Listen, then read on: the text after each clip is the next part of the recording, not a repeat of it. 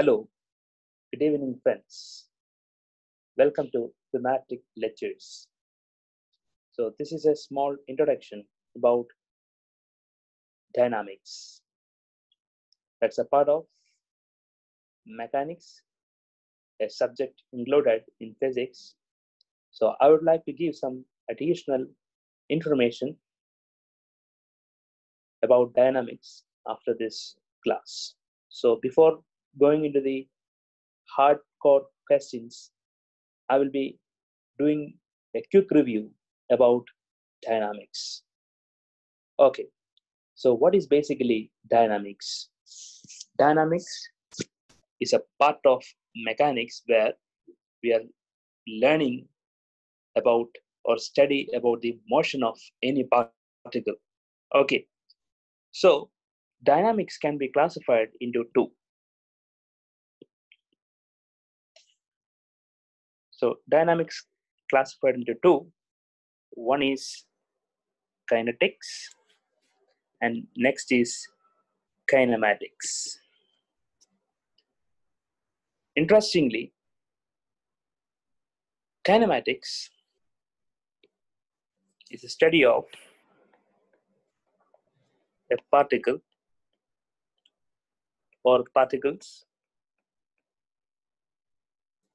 in motion without considering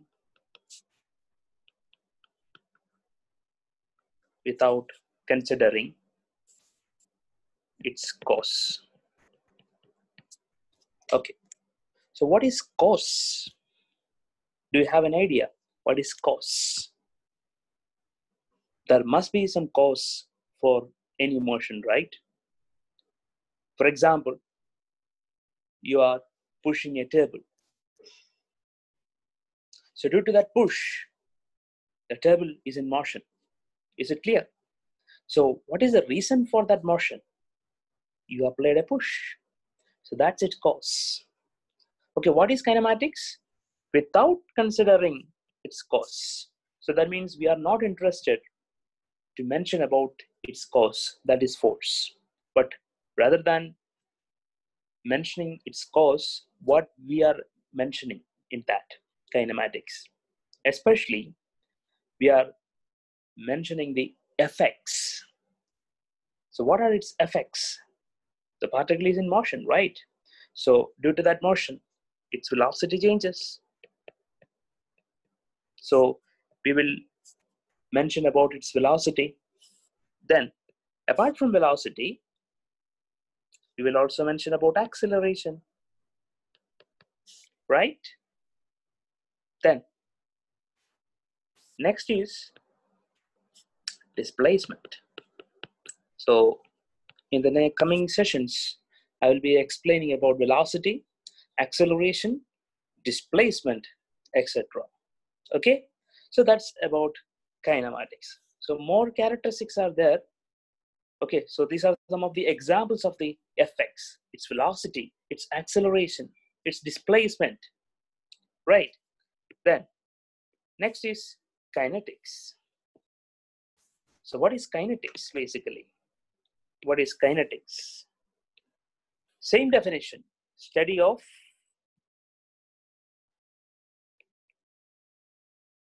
particles in motion with considering its cause.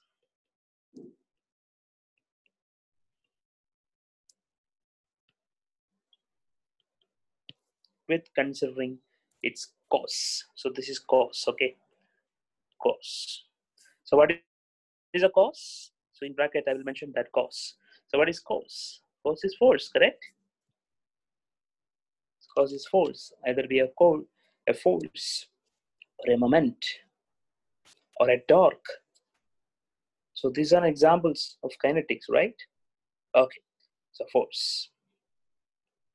Okay, so what are its characteristics and what are the after effects due to this force? Same thing, right? Velocity, acceleration, displacement. Then due to the force, we will be considering its work done.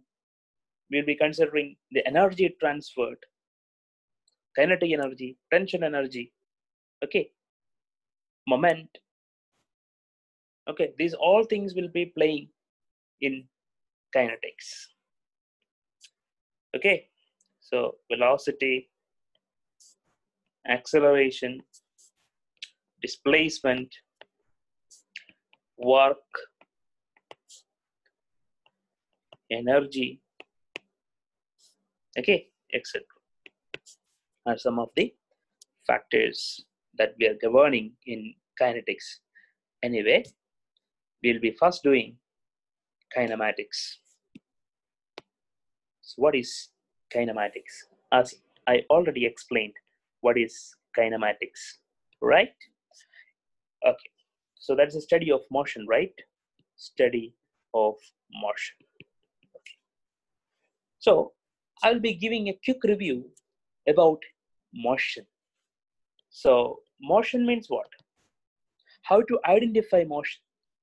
How we can clearly say that the particle is whether in motion or not? The definition of motion is if its position, that's very important. Okay, suppose at a particular time t equal to 0, if a vehicle is in this position. Okay, so after some time, I'm again observing this particle or observing this vehicle. If even if the time passes, the particle remains at that position, then we can say the particle is not in motion, that is in rest. Okay, so after t time, say for example, t equal to 2 seconds, its position changed. Okay, its position changed from, so initially its position was x0. If its initial position changed to x1, then clearly we can say that this particle is in motion. So I hope you got an idea about motion, right? So how can we define a motion? So how can we define a motion? Motion is defined. Motion is defined. Motion is defined as, okay, how we can define this motion? Can you please try to define the motion, please? So what is defined? Definition for motion. This particle changes its position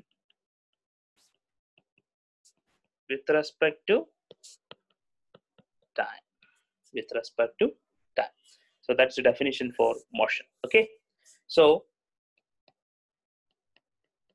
interestingly, there are different types of motion. But you can, I hope, and I'm sure that you can correlate this motion with your day-to-day life, right? Motion is basically classified into three. Motion is classified especially into three categories. So one is one-dimensional motion. Next is two-dimensional motion. And next is three-dimensional motion. That means motion be classified based on its axis. Okay, how? A perfect example for one-dimensional motion, I will be explaining one-dimensional motion with a perfect example. One-dimensional motion, a perfect example, a one-dimensional motion. Suppose a particle or a car is moving in a straight road. A particle is moving in a straight road, then clearly we can say that this motion is a one-dimensional motion. So how can you identify one-dimensional motion? How can you differentiate this motion from other motion? But if the motion of a particle restricted in only one direction, that is the point, restricted in one direction, then we can say that. So if a motion of any particle restricted in only one direction. Okay, one direction. That type of motion is classified under one-dimensional motion. I hope you got it. So either it be happening on x-axis, or either it is happening on y-axis, or it is happening on z-axis. That is only restricted, that is purely restricted in one direction. Correct? So that is an example for one-dimensional motion. Now, what is two-dimensional motion? Two-dimensional motion. The motion is restricted on a plane. Motion is restricted on a plane. So what is plane? How we will get a plane? So plane is formed by the conglomeration of two axes, either it be x or y, or z and y, or x and z. For instance, I'm taking a plane that is formed using or happening with two axes, that is x and y. Is it clear? X and y. So this is a plane formed by these two axes. So suppose the particle is somewhere here, is in the origin. Say for example, this is the origin, right? So origin. So after t time, so t is equal to 0, I observe this particle. This particle is initially, the particle was initially at origin. So after some time, say for example t, after some time, so particle is somewhere here. Okay, so in this position p2. So what happened? It moved x distance away in x-axis and y distance away, y distance away from x-axis, and x distance away from y-axis, right? So it's in the final coordinate is what? X and y. Why it is called two-dimensional? Because the parameters for describing this motion, so what are the parameters? X and y. But in the previous case, only one parameter, either it be x, either it be y, or either it be z.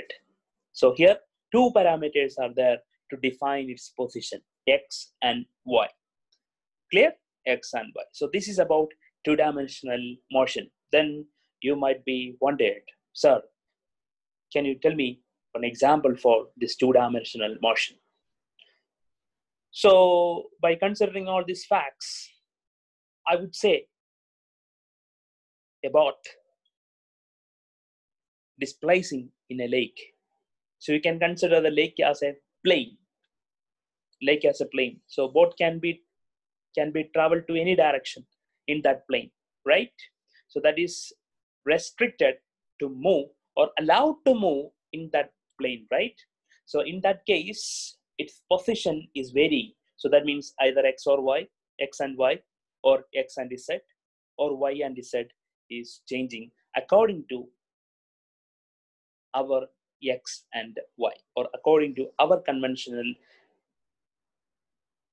consideration of axis. Clear?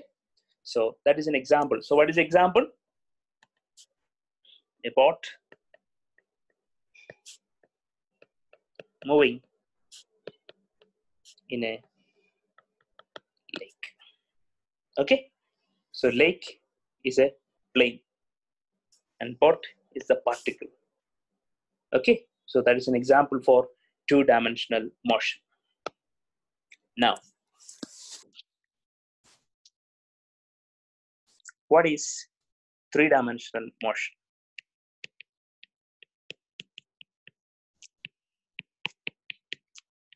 As the name indicates, it can move in a space.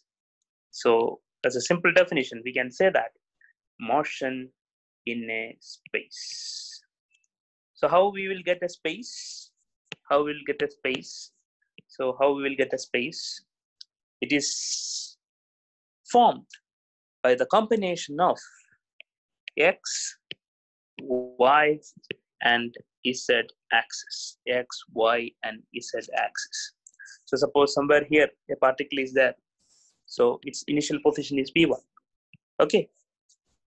So that position is defined by x1, y1, z1. How? This is y1 distance away from x-axis, and this is x1 distance away from y-axis. Okay, so x1 distance away from y-axis, y1 distance away from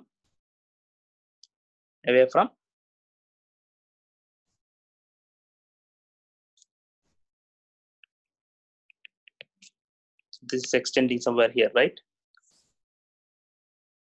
So this is in the space. Okay, this is x1 distance away from y-axis, and this is z1 distance away. Okay, z1 distance away